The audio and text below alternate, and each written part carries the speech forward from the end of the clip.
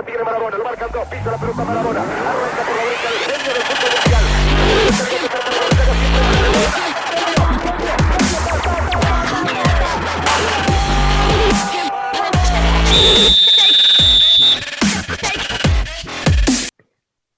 Olá a todos, bem-vindos a mais um Marketing do Futebol. Eu sou o Rui Tavares e hoje tenho o prazer de ter como convidado Nuno Mena da Sports Alliance. Muito obrigado, Nuno, por ter aceitado o convite para esta conversa sobre o marketing no futebol, em que já lá vamos só fazer uma pequena apresentação. O Nuno trabalhou mais de 16 anos em vários cargos na PT, é consultor desportivo desde 2009, está na Sports Alliance mais ou menos há 4 anos, que tem como a seu cargo os mercados de Portugal, Espanha e América Latina. É licenciado em Direito, tem uma pós-graduação em Gestão do Desporto e um MBA em Gestão.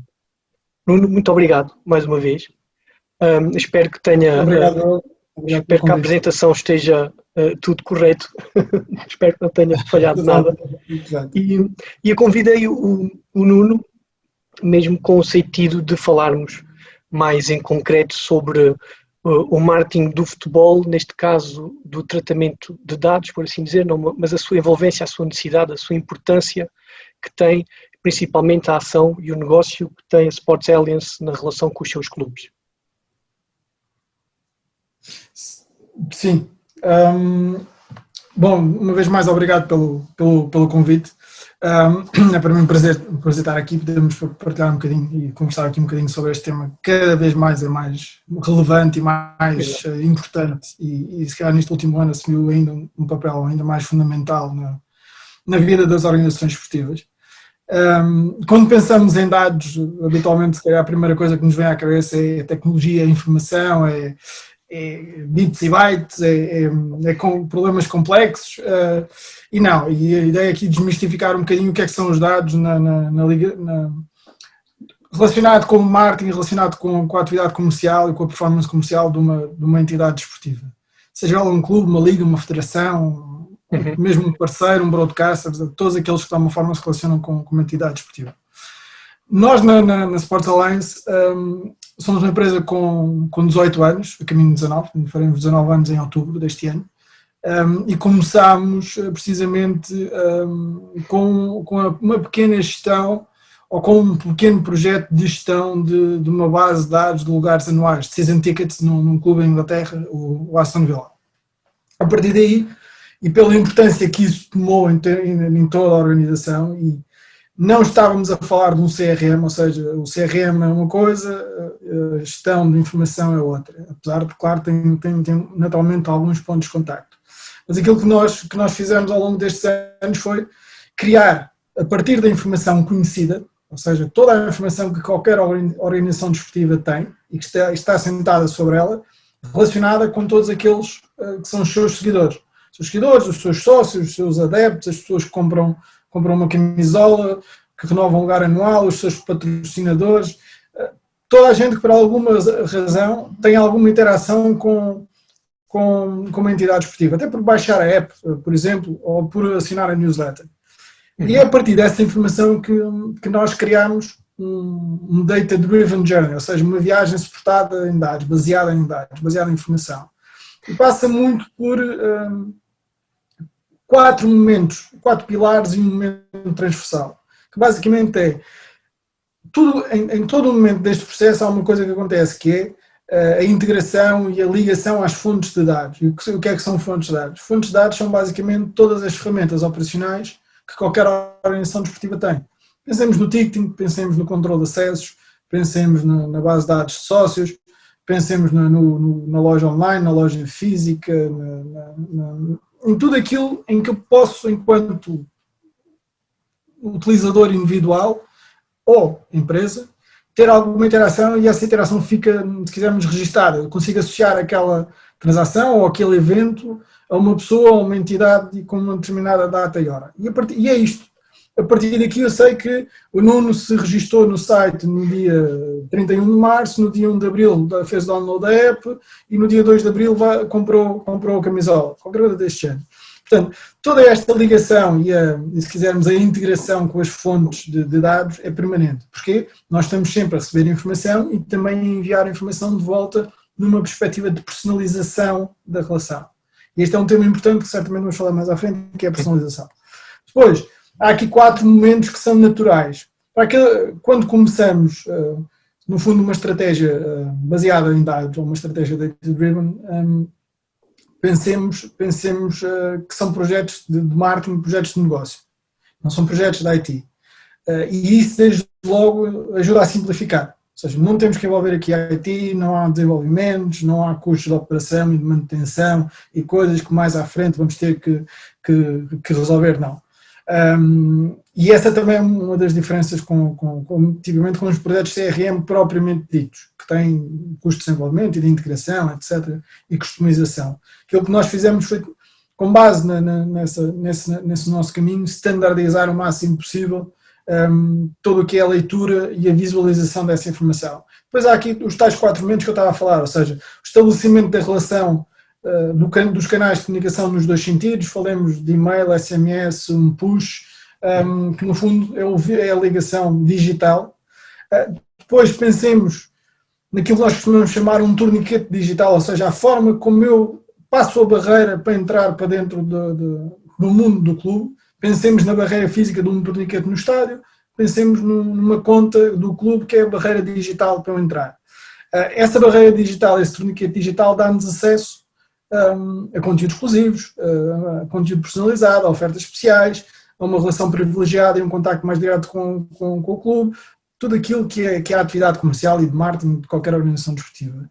E depois entramos em dois tipos de componente transacional. Por um lado, tudo o que tem a ver com a fidelização e a recompensa pelo compromisso de alguém para com uma entidade desportiva, e por outro lado, a relação dessa entidade desportiva com as marcas, os patrocinadores ou aqueles que querem, sobretudo aquelas marcas que querem interactuar com um determinado perfil de público, ou seja, quer fazer um...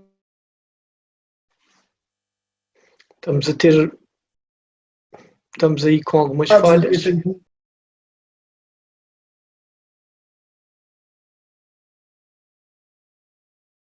Olá a todos novamente.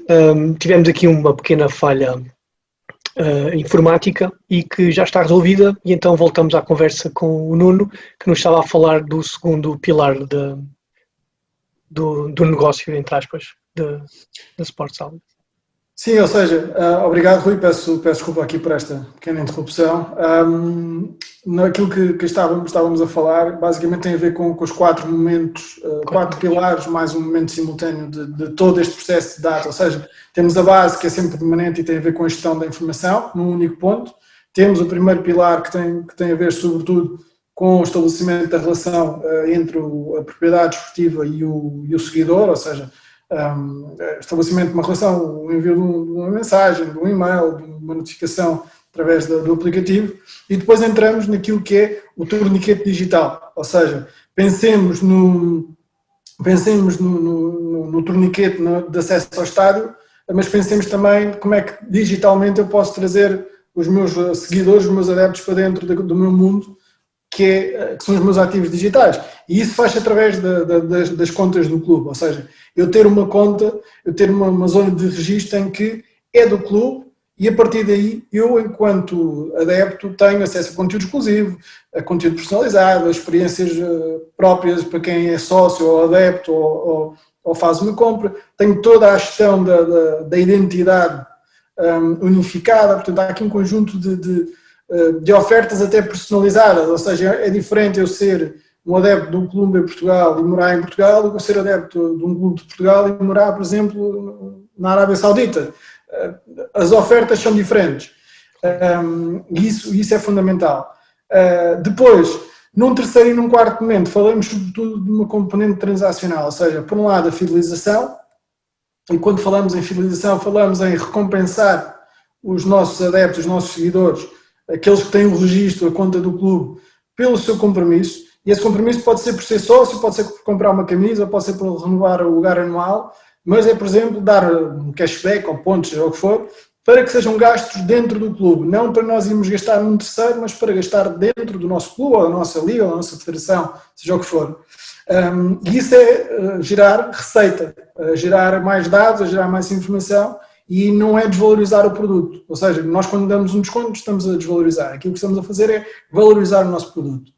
No último momento, é utilizar todos estes dados e toda esta informação que nós fomos construindo ao longo deste caminho para, por um lado, termos um ativo comercial mais valioso, que é a nossa informação, e aí é um dos valores da informação, não só para nós, mas também para as nossas marcas, para os nossos patrocinadores, que querem, por um lado, ter acesso a leads comerciais, querem, por um lado, poder medir o impacto das suas ações, querem, por outro lado, poder chegar a um determinado público muito específico que tem um vínculo emocional com uma organização desportiva e, portanto, a taxa de conversão tem uma propensão muito mais alta de ser mais eficaz, ou seja, eu se receber uma mensagem do meu clube favorito ou da entidade que eu sigo, vou de uma forma muito mais provável, é muito mais provável que eu abra essa mensagem e que vá clicar e que vá ver o que é que acontece, do que se for provavelmente uma mensagem direta dessa marca. Porquê? Porque eu tenho um vínculo emocional com aquela entidade e eu quero receber comunicações, porque eu disse que queria receber comunicações. E, portanto, essa propensão é muito mais elevada. E as marcas começam a entender isto, começam a entender que as redes sociais efetivamente dão audiência, permitem-me chegar a um público mais amplo, se esse for o meu objetivo, mas quando eu quero conversão, eu sei com quem é que estou a falar, eu sei que posso falar com alguém como o Nuno ou como o Rui, e isso é muito importante e é muito mais valioso. Portanto, de uma forma geral, aquilo que nós fazemos é tratamos dados e depois todo um caminho suportado em dados na relação entre clube, seguidor ou fã ou adepto ou sócio e marcas. As empresas, quando procuram os vossos serviços, já têm identificado as suas necessidades, normalmente? Já sabem o que querem ou muitas delas ainda não percebem bem essa... Depende muito dos mercados. É uma questão ainda cultural. Se pensarmos no centro e norte da Europa, ou seja, nós somos uma empresa originariamente inglesa, sim, estendemos a Bélgica e a Holanda e depois fomos baixando naturalmente na geografia, entre aspas, França, Espanha e Portugal e salto para a América do Sul. Pensemos no Reino Unido e centro da Europa, isto é algo que já tem mais de 15 anos, ou seja, culturalmente as organizações esportivas já trabalham a informação há muito mais de 15 anos. Não é perfeito tudo, naturalmente, mas já o fazem. Pensamos em França, Portugal e Espanha, e sul da Europa e América do Sul, ainda há um largo caminho a fazer. Agora, quando se começa um projeto ou quando se decide mudar a estratégia comercial para ser suportado, por um lado, em dados e ser... e eu estou muito na moda dizer isto, mas é ser fan-centric, ou seja, suportar a estratégia naquilo que são os nossos fãs, aqueles que podem ir a um estádio, mas aqueles também que não podem ir ao estádio, ou seja, todos os outros milhões ou milhares que não podem ir ao estádio. Há tipicamente três objetivos. Por um lado, o conhecimento desse adepto, por outro lado, a estratégia de aceleração ou transformação digital, como queiramos chamar, e uma lógica de crescimento B2B, que há cada vez mais organizações nessa perspectiva. A parte do corporate. Então podemos dizer que, neste caso será uma afirmação minha, os clubes portugueses ainda não percebem bem a importância que os dados que eles detêm do valor que eles lhes podem trazer no futuro. Pelo menos a maioria deles, obviamente... Não se trata de não perceber, eu acho que percebem.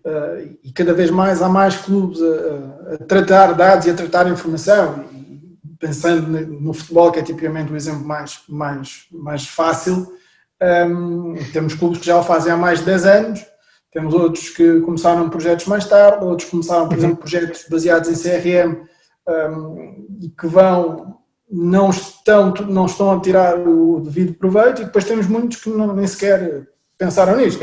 Exato. E, portanto, há aqui um trabalho de mudança de cultura, de mudança de paradigma sobre o que é, sobretudo quando pensamos em quem toma as decisões finais. Ou seja, não é só os presidentes, não são só os diretores, muitas vezes é toda a administração. Claro. Pensemos que Se nós pensarmos e dermos o exemplo de qualquer clube, e voltemos ao futebol, mas qualquer organização desportiva, quando vai, por exemplo, contratar um jogador ou tomar uma decisão de compra do jogador, fazem base de estatísticas, de informação, de conhecimento. Portanto, esse conhecimento, aquilo que nós estamos a fazer é, se por um lado na vertente desportiva e na vertente do jogo nós já fazemos isto, não tomamos a decisão sem conhecimento, porque é que nós fazemos, porque é que nós tomamos decisões de... Voltámos a ter aqui uma paragem.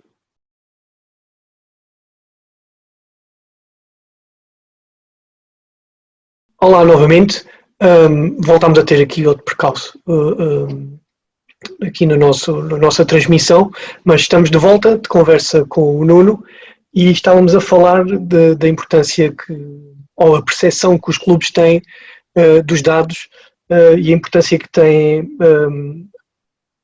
o tratamento desses dados para atingir os objetivos, sejam comerciais ou de chegar perto dos sócios. Obrigado, Rui, uma vez mais, peço desculpas, não está evidentemente fácil, mas vamos insistir e vamos certamente conseguir. Estávamos há pouco a falar do tema da percepção das organizações esportivas em Portugal e tem muito a ver com, acima de tudo, uma questão cultural, diria eu, ou seja, uma questão de mudança de paradigma, que se pensarmos que tudo aquilo que é, pensemos novamente no futebol, mas que é a compra ou a aquisição de um jogador, ou a decisão de compra de um jogador, ou a tomada de decisão de investimento, é sempre baseada em conhecimento, e ao conhecimento sobre a performance desse atleta, sobre as suas características, sobre as suas estatísticas, etc. Se transportarmos isso para o lado do negócio, é precisamente a mesma coisa, é levarmos essa informação que todas as organizações esportivas têm, umas mais, outras menos, e que vamos capturando ao longo do tempo, mas para tomarmos decisões relacionadas com aquilo que é o negócio, que aquilo que é o core do nosso negócio, pensando nas organizações esportivas como pequenas e médias empresas. Eu costumo, a frase não é minha, mas costumo usar uma frase que ouvi há algum tempo, deixemos de tomar decisões com base no pensismo ou no achismo, que é, eu penso que, não. A verdade é que temos lá a informação e a partir daqui, interpretando, sabemos o que é que estamos sobre que informação e sobre que factos é que estamos a tomar essa decisão. E isso é uma questão de gestão e cada vez mais em todas as organizações esportivas isso começa a mudar, seja no futebol, seja noutros esportes e nas próprias marcas. Pensando naquilo que é o modelo de patrocínio tradicional, já deixou de ser válido há bastante tempo, ou seja, o modelo de patrocínio de visibilidade estática deixou de ser válido há bastante tempo. É cada vez mais um modelo de patrocínio, se quisermos, partido ou distribuído pelos diferentes canais, distribuído pelos diferentes perfis de seguidores e de utilizadores e potenciais clientes, portanto, distribuído por geografia, tudo isso, que são coisas, na verdade, simples, mas que muitas vezes falta este clique para mudar. Efetivamente, a pandemia podia ter trazido aqui alguma aceleração nesse sentido. Houve alguns casos onde isso aconteceu, mas ainda estamos muito longe que isso aconteça de uma forma generalizada lá. Mas não é só Portugal, atenção, não é só Portugal, é um tema mais cultural, sobretudo do povo latino, sul da Europa e América do Sul. Podemos pensar, ou podemos dizer que os clubes estão a deixar um pouco a paixão de lado no futebol e estão a ligar mais ao negócio do futebol? Eu acho que estão a olhar também para o negócio de uma outra forma, quando isso não acontecia de uma forma tão ativa e tão... Deixa de ser só paixão, não é? Juntamos a paixão ao negócio. Pois, a paixão tem que existir, não é? Para continuarmos a ser consumidores de futebol. Estava já aí a lançar o desafio da pandemia, acho que podemos avançar para esse ponto. A pandemia, o que trouxe de novo? Eu acredito que trouxe algo de positivo para o negócio do futebol. Trouxe de uma forma geral, e o futebol e o desporto não fica fora disso, trouxe de facto, trouxe ao de cima a necessidade de nós acelerarmos este processo, sobretudo da digitalização, de uma forma global. Exato. Pensemos que em Portugal e no futebol, mais de 80%, ou cerca de 80% das organizações esportivas em Portugal não têm, por exemplo, uma app. Muitas delas não têm um e-commerce, ou se têm, muitas vezes é suportada nas redes sociais. Não são todas, naturalmente, estou a falar de macro. E, portanto, tudo aquilo que são, olharmos para ferramentas digitais em que eu, por exemplo, coisas tão simples, que eu enquanto sócio posso online pagar as minhas cotas, a grande maioria não tem. Ou que eu possa comprar uma camisola para oferecer, a grande maioria está longe ainda de poder ter isso oleado, e se quisermos o processo oleado de uma forma efetiva. Estão a ser dados passos, a pandemia despertou isso, acelerou de facto alguns desses processos. Eu posso dar o exemplo. Eu durante o primeiro confinamento, o nível de contactos e de reuniões que eu tinha, não só em Portugal, mas também nos outros mercados com os quais eu estou associado, nunca tinha, é muito elevado, eu nunca tinha tido nada assim. Porque de repente toda a gente começou a perceber, ok, o que é que nós fazemos agora? De que modo é que nós vamos atuar? Depois aqui a forma como nós aceleramos esse processo já é outra questão, ou seja, começamos pela base ou começamos pelo telhado? Ou seja, começamos por ter boas ferramentas digitais ou começamos a trabalhar o conhecimento? Os dois caminhos estão certos, mas os dois vão ter que ser contrários em algum lado. O ideal é que se faça quase tudo ao mesmo tempo, o que é difícil, mas tem que haver aqui um caminho claro de, se eu decidir avançar pelos ativos digitais, eu vou ter que trabalhar essa informação a seguir para poder ainda potenciar mais e personalizar esses meus ativos digitais. Se eu decidir começar pelos dados e pela informação, eu vou fazer esse caminho de uma outra forma, vou olhar para esses dados, vou trabalhá-los e vou perceber o que é que eu tenho de adeptos, de seguidores, e o que é que eu lhes vou oferecer. E se calhar já vou pegar nos meus ativos digitais e trabalhá-los de uma outra forma mais adequada àquilo que eu tenho. Um exemplo muito concreto, nós fizemos em 2020, durante o primeiro período de lockdown, se quisermos, mais, a nível europeu, analisámos os 43 milhões de registros que nós temos, dos vários de 140 clientes em 10 países. E um facto curioso é que cerca de 30% desses 43 milhões de registros são senhoras com mais de 30 anos que só fazem compras online. 1 ou 2 compras por ano. Portanto, são registros que existem dentro das bases de dados dos clubes, que são pessoas que se registaram para fazer uma compra ou 2 por ano. Neste caso, senhoras, e que muitas delas nem sequer são do país daquele clube. E, portanto, isto é dar uma janela, trazer ao de cima um público que muitas vezes não era conhecido. Nós, quando pensamos bem, se calhar aquilo que estamos preocupados, e eu ponho no lugar dos responsáveis de marketing, dos responsáveis comerciais dos clubes, é, em primeiro lugar, não perder sócio. Isso é o primeiro, claro. E não pode acontecer. E é um trabalho difícil, mais nesta altura. Tem que ser altamente criativos e altamente imaginativos e trabalhar quase muitas vezes sem recursos.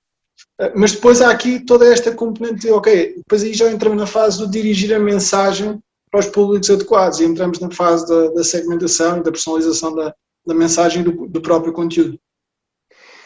Agora vamos expor aqui a situação, uma pessoa que nos esteja a ver, que não esteja familiarizada com o marketing e com a gestão, posso tentar explicar que vocês, com os vossos dados, com a vossa informação, conseguem dizer ao clube, por exemplo, que tem